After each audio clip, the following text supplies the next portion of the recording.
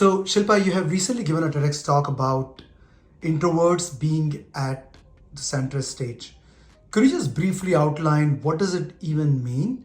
The reason I'm asking this question is because most of the introverts are very uncomfortable in public eyes. They're quiet and they have a lot of thought process that they are processing.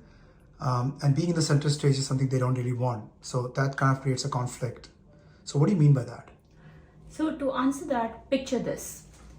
Large group, there's a person who is always keeping quiet. The person is waiting for others to speak, but they're waiting to be the last in the queue to put their views forward. And sometimes it happens that they don't even get the chance. So what I learned as an introvert growing up was I'll never get a chance. I'll never get an opportunity to be on the center stage because there's always somebody more interesting and more charismatic than me. And what it did to me was put me in the sidelines. Voluntarily, I did that because I thought I wasn't interesting enough. I was boring, and the stage belonged to somebody who actually owned it up, and that was not me, definitely. And do you think that all the introverts should actually try to find their center stage? And if so, isn't it that you're asking the introvert to become extrovert? Definitely not. So it's not about changing the personality. It is about understanding that somewhere in the whole scheme of things, in the whole system of staying on the side, on the sideline, shying away from the crowd, you're losing your aura. You're losing who you are as a person, and you're losing your voice. It starts with you not standing up for your opinion. It starts with you keeping away from conflicts. It starts from, look, I am a very shy person. You just keep yourself away from the limelight, and then forget the limelight. You're quite far away from where the rest of the action is happening. So if you want to be there, if you want to make a difference, if you want to live a life of impact, it's not that you speak a lot, but wherever required, you speak, you contribute. It's about that. And I think it's a great feeling for anyone, introvert or extrovert, to be able to contribute. And I want everyone to have that feeling. So center stage doesn't necessarily means a stage. It means being in the prime, having your presence in the room that you are. Great. And if you look at it, the impact, you mentioned some of the impact of allowing the introversion to become a limitation. And what you're saying is it should not become a limitation. They need to tap into the strength they've got. So what are the other impact in terms of salary differential or bonuses? Do you think there is a difference in people who are introvert and keeping to themselves in terms of salary and the status and position and bonuses? And B, what is that impact? Impact, think about a person who is sitting on their desk all day with their heads down, just immersed in the work. They come at 9, they leave at 5. They do a great job, but nothing beyond that. Look, after a certain stage in life, your performance stops speaking for yourself. It's the minimum expected out of you. You need to have relationships. You need to have a network. You need to have the sponsors in the company who would speak for you behind the closed doors, where the promotion, the salary, the hike, the new job, if you're looking for that, all that is being discussed. And your sponsors cannot be built without you having a voice, without you having relationships, without you having a proximity where everyone is lifting each other up. So it does have an impact, huge impact, in terms of the money you make, in terms of the heights that you get to, and in terms of how great you feel about yourself, including the pride in your own eyes about what you are doing in life. That's good. The only challenge there is that, you work from 9 to 5, then you've got family responsibilities, you've got responsibilities towards yourself, your self-care, because you need time to recharge yourself. And if you're out there talking to people in the evening and building connects and going to the parties, it is so foreign to you as an introvert that it would not quite sit in. So in a way, it's trying to become somebody that you're not. So how does one solve that conflict? Well, that's a very good question. The way you have put it, it seems like networking or establishing relationships, it's a separate activity for you, right? It doesn't fit in your 9 to 5, it doesn't fit in you doing your self-care, it doesn't fit with your family. But what I'm saying is integrated it all, bring it all together. What if when you are working, that is one of the things that you are doing, where you are able to uplift the quality of your work, because you're talking, you're learning, you're contributing, so it brings your performance up, it brings your relationship up, it brings your presence up, it brings your social capital up. At home, when you are immersed in those self-care activities, a part of that where you are having coffee catch up with friends, where you're having heart-to-heart conversations. So it is not a separate activity. With your family, you are having that family time, and sometimes you are, planning holidays together with friends, with your network, with the people who are like-minded. So if you integrate it all, it will not be something that looks difficult. The problem is we look at it as a work, a chore to be done, and it doesn't seem interesting. And especially for an introvert, it means you have to move out of your comfort zone, which is not very appealing, because introverts, they charge themselves by plugging into their me time. So it looks like it's a very difficult task. But if you integrate it all, if you make it that way of life, you can have it all. And Shilpa, talking about your own results, you have been a massive introvert. What are the results that you believe you created in your job and in your future career as a coach that really helped you when you got to the center stage? Well, I would say the biggest thing that I created in my life was the belief that I add value wherever I go. That belief has done wonders to me. It has taken me to some of the best stages around the world.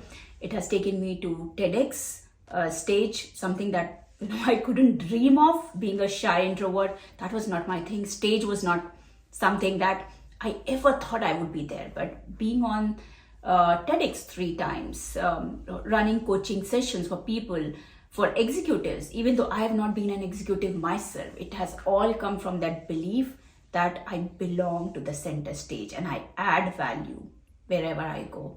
So I think that has been my biggest win. So that is good for a coach. But what about somebody who works in the corporate sector? Like, what have been your results in the corporate sector when you got up to the center stage in your corporate life? What are the gains when you moved into the center place and you found your voice, as you say, in the corporate space? Well, it impacted everything. My promotions, the speed with which I was growing, understanding that people who do heart-to-heart conversations, it's not about saying a specific thing. It's not about the quantity of people that we talk to. It's about the quality of connects that you develop. It's about a little bit of prep. I would say for introverts, it does take a little bit of preparation when they walk into stranger lands. Doing that prep has led me to those connections, has led me to those promotions, has led me to people saying that they really want me in the room because they know that I bring in perspectives that nobody else does. That has enabled me to change the direction of conversation. That has enabled me to take decisions which others thought I'm too risky. So I would say it has totally uplifted the quality of life that I was living, being in the shadows, as compared to where I am today. I call it the center stage.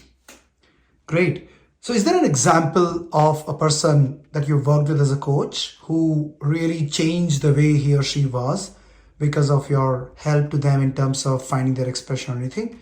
And if so, what was the scenario and what was the kind of results? Absolutely. I would love the number of scenarios, but this particular gentleman, he was from a very, very known educational institute. He was from the IITs, and life had pushed him to a corner where he was living powerlessly.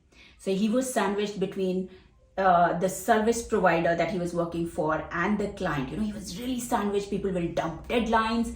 He would be pressurized. He was managing on-site, offshore, face of the company to the customer, and he was just not having any say in anything. And he thought it would be like that forever. This is how life is. He had forgotten his great achievements in the past which he had done, because he has lost his voice basically.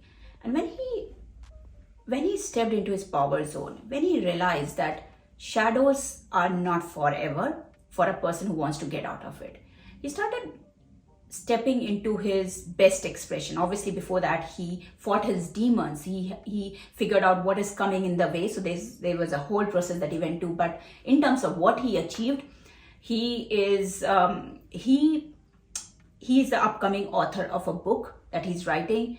He started creating his visibility, his presence on social media. He started expressing things and realized in the process that he has always been a poet, always been a writer. So the way he started writing things that made up for the less words he spoke, and they started carrying more depth.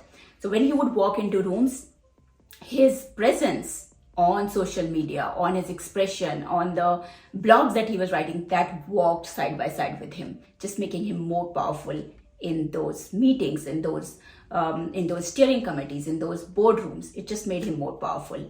And also in terms of the money that he was making, he just went through a huge upward ride.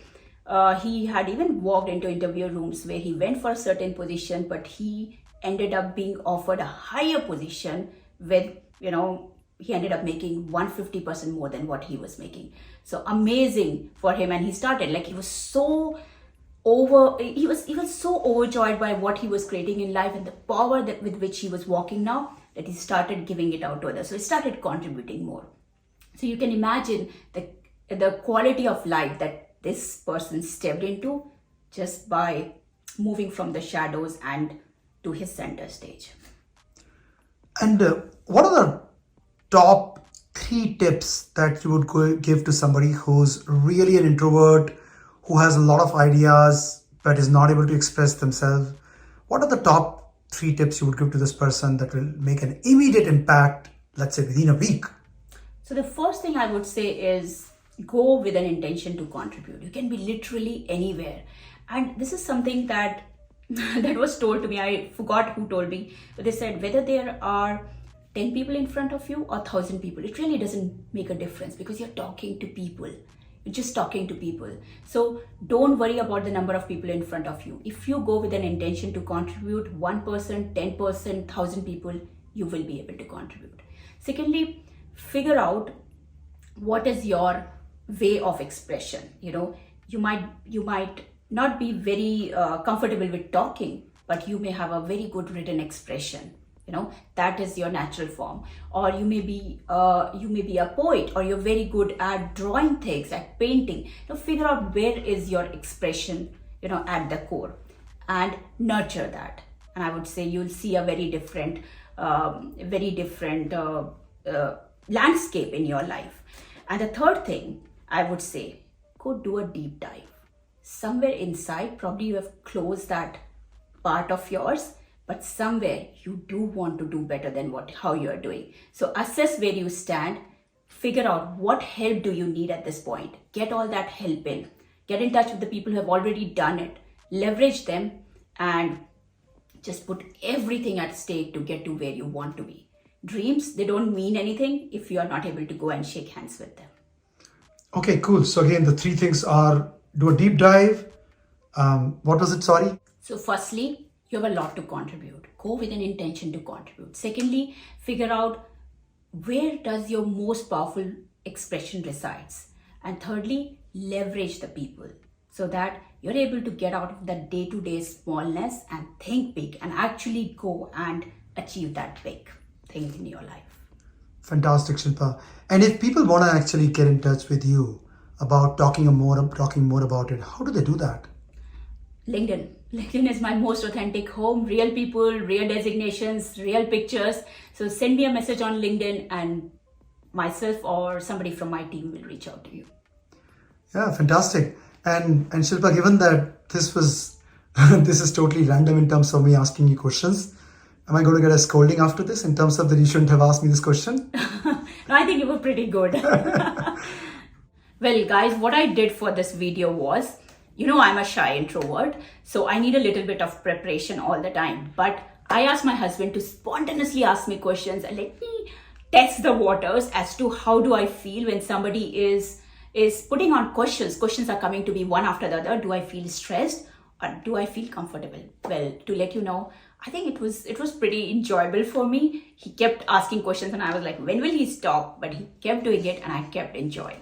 So thank you for listening to this, and I hope this way I encourage other introverts. If you're an introvert, try out something like this, maybe with your partner or with your best friend, and see how spontaneously you answer the questions. And that will enable you to move from the shadows to the center stage. That would be the beginning. That would be the starting point.